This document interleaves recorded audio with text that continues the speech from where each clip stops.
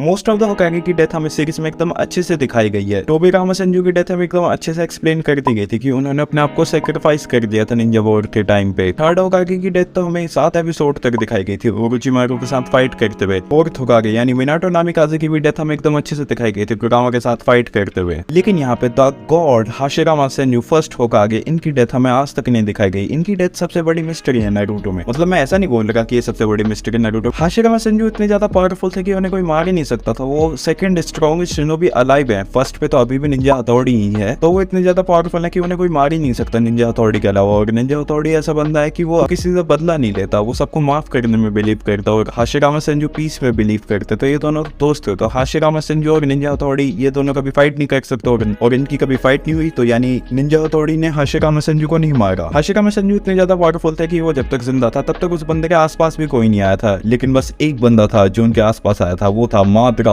उचीहा। लेकिन मादरा उचीहा भी उन्हें नहीं हरा पाया। तो वो बस उनके पावर के थोड़े बहुत पास आया था, मतलब बहुत पास आ गया था मादरा उचीहा, लेकिन उन्हें हरा नहीं पाया था हाशिरामा सेंजू को। तो मादरा जैसा बंदा हाशिरामा सेंजू को नहीं हरा सकता, तो वो कौन बंदा जिसने हाशिरामा सेंजू को हराया और उन्हें मार दिया? तो ये तो नहीं पता कि हाशिरामा सेंजू को किसने हराया, लेकिन ये मैं बता सकता हूँ कि उस पर कुछ थ्योरी बनी हुई कि हाशिरामा सेंजू की डेथ कैसे हुई। तो वो तुम सुन सकते हो। हाशिरामा सेंजू की डेथ फाइट करते हुए हुई हो, इस पर बिलीव करने के चांसेस मेरे हिसाब से तो 0.1% है।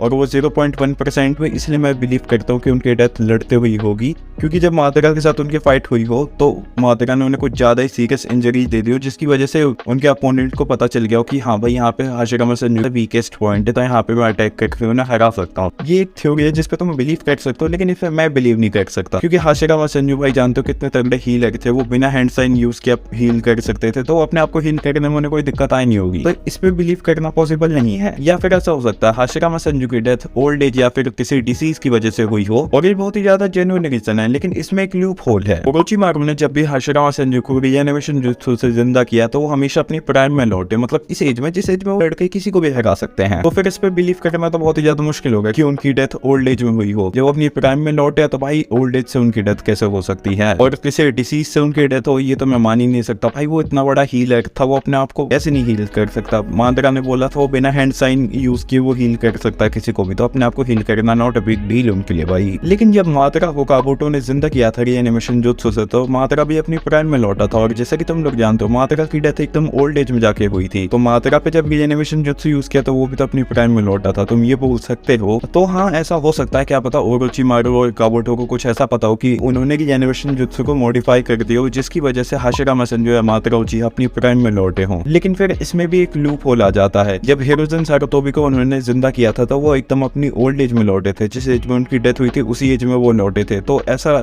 क्यों बस मादरा और हाशिरामा सेंजू पे ही उन्होंने यूज किया? तो भाई ये तो मुझे भी नहीं पता कि उन्होंने बस हाशिरामा सेंजू और मादरा पे क्यों ऐसा यूज किया, लेकिन मुझे नहीं लगता ऐसा कुछ होता है, बताओ। और फिर जाके ये कहानी वहीं पे लौट के आ जाती है कि हाशिरामा सेंजू की डेथ किसी से लड़ते हुई हो। और इस पे बिलीव करना भाई बिल्कुल भी पॉसिबल नहीं है। वो बंदा गॉड है भाई, उसे कौन कैसे हरा सकता है मैं तो नहीं जानता भाई। जब उसे मादरा जैसा बंदा नहीं हरा पाया तो और कोई उसे नहीं हरा सकता। और फिर उसके बाद ये भी बिलीव करना मुश्किल है कि उनकी डेथ ओल्ड एज की वजह से हुई हो। उसके बाद ये भी बिलीव करना मुश्किल है कि उनकी डेथ किसी डिसीज की वजह से हुई हो। तो एट द एंड में यही बोलना चाहूंगा कि हाशिरामा सेंजू की डेथ एक मिस्ट्री रह गई है, और इस मिस्ट्री को सॉल्व बस नारुतो के क्रिएटर ही कर सकते हैं।